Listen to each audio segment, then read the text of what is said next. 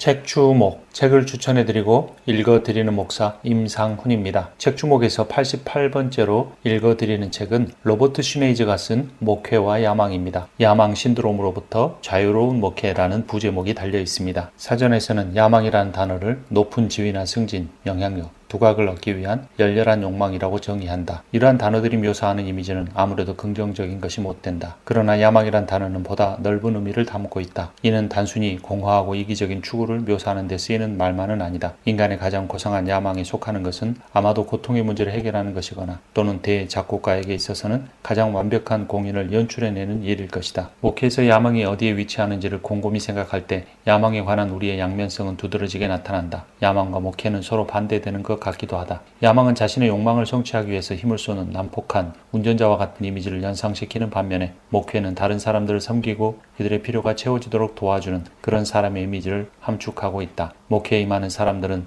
야망을 갖는 것이 자신들의 소명을 부인하는 것이라고 믿는 유혹을 받을지도 모른다. 잘못된 야망을 가진 사람들은 자신들이 성취한 것을 기뻐하기보다는 오히려 자신들이 성취하지 못하는 것들을 보면서 실망을 한다. 자신들의 성취를 다른 사람들이 세운 성취와 비교해 보아서 자신들이 승리했다고 느낄 때만 그들은 성취감을 느낄 수 있다는 뜻이다. 하지만 야망에는 긍정적인 의미도 있다. 야망의 가장 기본적인 특징은 우리들로 하여금 우리 자신을 온전히 이루도록 역사하는 영혼의 힘이다. 야망은 우리가 존재하기를, 행하기를, 되기를 바라는 우리의 갈망이다. 야망은 우리로 하여금 후퇴하기보다는 인생을 앞으로 전진케 하고 움츠리기보다는 미래를 의지하도록 하는 근거이다. 야망은 우리에게 살아있는 집중력을 주고 우리가 최선을 다할 수 있는 힘을 주며 우리 자신을 온전하게 해준다. 예수는 우리가 자랑스러운 자리에 서려고 애쓰는 것에 대해 경고하신다. 그는 첫째가 되려고 하는, 으뜸이 되려고 하는 제자들의 이기적인 야망의 방향을 바꿔주셨다. 권력과 부와 명예를 갈망하는 제자들을 자제시키셨다. 반면에 예수는 달란트 비유를 통하여 은사를 온전하게 사용해야 할 우리의 책임이 크다는 것을 가르치셨다. 형제들과의 경쟁을 통해 우리는 일찌감치 무자비한 경쟁심과 때때로 모든 것을 빨아들이는 이기심의 자락을 붙들게 되며 그것은 우주의 중심이 되려는 열망을 드러낸다. 내가 어떤 것을 행하기 때문에 엄마 아빠는 나를 사랑하시는 거야 라는 생각으로부터 아이는 자연히 내가 무언가를 성취할 때 다른 사람들의 사랑을 받는 거야 라는 생각으로 전이된다. 부모의 인정받기가 사랑과 자기 확증을 향한 욕구를 형성해 주듯이 야망은 성취지향적인 것으로 자란다. 지나친 경쟁과 비교는 이기적이고 심지어 적대적인 전력 투구심을 길러주어 공동체를 세우기보다는 고립감을 확산시킨다. 대중매체는 최상의 것, 최고로 빠른 것, 가장 강한 것, 가장 산뜻한 것, 그리고 최고의 급료등을 잔뜩 부각시킨다. 어린 시절의 자존감이 그의 학업, 성적이나 성취에 묶여있는 것과 마찬가지로 어른들에게 있어서 자존감은 급여와 직위에 묶여있다. 심지어 가장 높은 직위를 차지하게 된 사람일지라도 다른 은사들을 가지고 다른 경력을 발휘하는 사람들과 자신을 비교하게 되면 그는 출세의 사닥다리 가장 아래에 있는 사람이라는 느낌을 가지게 될 것이다. 야망이 있는 목사는 자신의 미래의 행복을 더 이상 공동체의 필요에 메워두지 않는다. 대신 공동체 위에 올라서서 공동체의 관심과는 동떨어진 자신의 권리와 욕망을 추구하면서 고립되어 간다. 다른 사람과의 관계는 목적을 위한 하나의 수단이 된다. 개인주의는 공동체와 부조화를 이룬 채 우리 각자를 자신의 사역에 홀로 쓸쓸히 가두어 둔다. 고립된 목사를 만들고 비인격적이고 불신과 적대적인 감정을 고양시킨다. 야망은 인격화되어 우리 속을 파고들며 그리고 서로를 갈라놓게 만든다. 목회 사역에 있어서 가장 압박을 주는 숨겨진 문제는 돌이키기 어렵게 굳어진 외로움이다. 예수께서는 말씀하셨다. 너희 중에 누구든지 크고자 하는 자는 너희의 종이 되어야 할 것이다. 잘못된 야망을 추구하는 사람은 부, 권세, 명령, 특권 이런 것들을 추구하게 된다. 사도 바울은 너희는 이 세대를 본받지 말고 오직 마음을 새롭게 함으로 변화를 받아 하나님의 선하시고 기뻐하시고 온전한 뜻이 무엇인지 분별하도록 하라 라고 했다. 필립스 번역본은 이 구절을 이렇게 번역한다. 세상이 자기 틀 안에 너희를 몰아넣지 못하게 하라. 문화는 우리의 진정한 야망으로 이것을 정확히 추구하도록 위협한다. 성공의 개념을 축소시키고 우리의 시야를 문화적으로 승인된 대상들에만 고정시키게 한다. 또 우리의 모든 힘을 자신을 위해서만 이기적으로 사용하도록 만든다. 세상 문화는 우리의 영혼을 짓누르고 우리의 유용한 역할을 제한시킨다. 하지만 우리의 욕망이 공동체를 위한 필요로 사용될 때 긍정적인 효과를 만든다.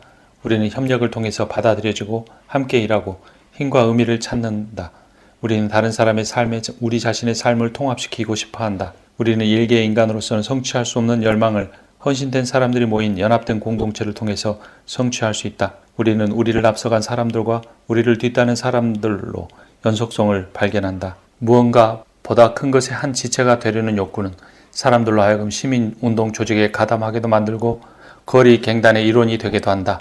의미심장한 것을 추구하는 마음이 우리를 서로 의존적인 관계, 가족, 또래 집단, 직장, 우리의 교회, 우리의 동네, 그리고 우리의 국가로 묶는다. 목회사역은 공동체의 삶을 고양시킨다. 우리는 우리가 상호 의존적인 피조물이며 공동체를 위해 지어진 존재라는 사실을 안다. 우리의 풍성한 삶은 사랑을 하고 사랑을 받는 것과 다른 사람에게 자신을 내어주고 나누는 것을 통해서 온다는 것을 깨닫는다. 개인의 추진력이 없는 공동체는 정체되고 공동체의 공감이 없는 개인의 추진력은 사멸된다. 목사의 영혼은 갖가지 열망과 강렬한 유혹의 영향력 아래서 일어서기도 하고 넘어지기도 하며 또 전진하기도 하며 후퇴하기도 한다. 신실하고자 노력했던 초기의 성인들은 자신들의 마음속에 진을 치고 공동체 생활을 망쳐놓는 이 불청객을 알고 있다. 이 죄악들은 힘의 소진, 성장의 방해, 죽음의 위협, 영적 삶 속에 항상 존재하는 퇴보를 나타낸다. 어떤 목사도 이 유혹에서 도망칠 수 없다. 우리의 의도가 얼마나 진실한가 또는 우리의 헌신이 얼마나 진실하고 깨끗한가에 관계없이 이러한 경향들은 우리의 관점을 왜곡시켜 건전하던 야망을 오도시킨다. 이러한 유혹 중에 가장 큰 것은 자만이다. 자만은 성취, 소유, 지위, 능력, 명예 등에 지나치게 몰두하는 것이다. 이것은 너무나 과도한 자기사랑이다. 마침내는 다른 사람에 대한 사랑과 심지어는 하나님께 대한 사랑을 그늘지게 만든다. 자만은 하나님께 감사하거나 다른 사람의 도움을 인정하기보다 자기 자신만을 대견스러워 하게 만든다. 자만은 전 세계가 자기를 중심으로 돌아가고 있다는 자기중심적 관점을 더 깊게 한다. 두 번째는 투기이다. 자만심이 자기의 성취, 재산, 능력, 명예에 지나치게 몰두하는 것이라면 투기는 다른 사람의 성취, 재산, 능력, 명예에 지나치게 몰두하는 것이다. 투기는 우리의 정신과 행복을 다른 사람의 삶에서 일어나는 일, 특히 성공이나 업적에 묶어둔다. 우리가 그것이 필요해서가 아니라 다른 사람이 가지고 있기 때문에 우리의 감정이나 충동이 휘몰아치게 되는 것이다. 원하긴 하지만 결코 가질 수 없는 것들을 보게 된다. 우리는 자신이 타당하다고 생각하는 경계선을 넘을 때까지 성취의 각 단계들을 뒤로 물리치고 목적을 향해 전진한다. 세 번째는 탐욕이다.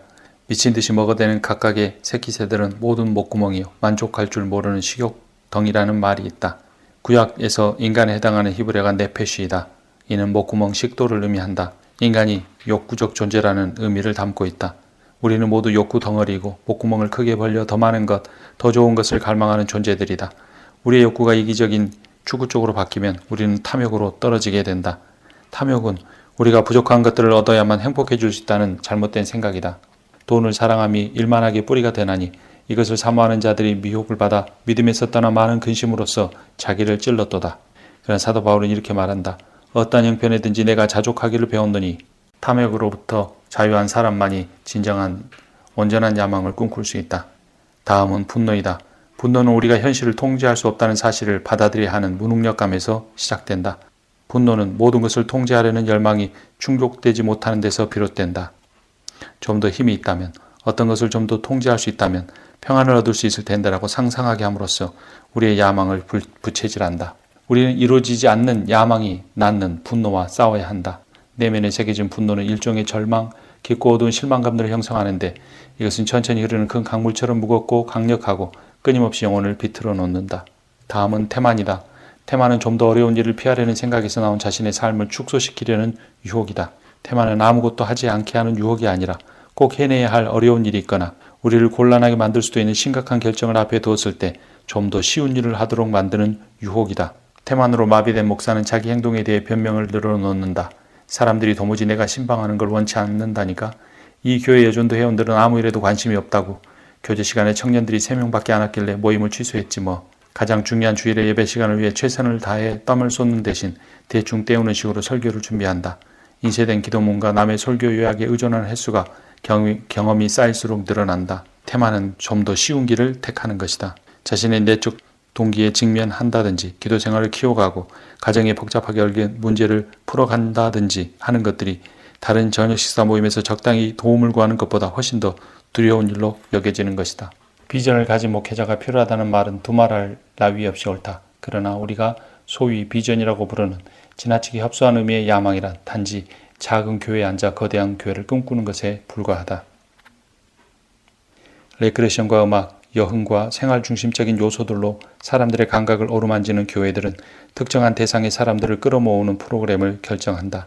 목회의 목적이 더 많은 사람을 교회 생활과 그리스도의 생명으로 인도하는 것이라면 그 목사는 더 많은 영혼으로 하여금 하나님의 은총의 사역과 은사를 깨닫도록 인도해야 한다. 우리가 직면하는 위험은 성공적이고 호소력이 있고 호감을 주고 의지할 만하고 대중적이 되려고 하는 우리의 욕구가 단지 대중적인 감상과 측량할 수 있는 생산물을 획득하기 위해서 우리로 하여금 용기 있는 행동을 기피하게 만들고 근본적인 개인의 성장과 사회적 정의의 문제 등에 눈을 감도록 만드는 데 있다. 교회는 집단적 이기심에 빠져들지 않아야 한다. 교회가 라켓볼 구장과 조깅 코스와 건물의 보수와 주차 부지 등을 위해 막대한 돈을 들이는 경우에도 결과는 마찬가지다. 이러한 목회적 방침들은 구원론과 일치되어야 한다. 어떤 사람이 우리가 뿌린 광고를 보고 요가 교실에 등록을 하고 나서 신방 담당자들에게 적극적인 반응을 나타내고 마침내 독신자들을 위한 주일학교 반에 출석을 해서 함께 저녁 식사와 여행을 하고 교회에 등록을 한 후 결국 새로운 사람들을 교회로 인도하는 일을 돕게 되었다고 생각해보자. 이런 과정을 두고 볼 때 구원이 무엇을 의미하며 또 구원이 어떤 과정을 발생하는가를 따져보는 일은 중요하다.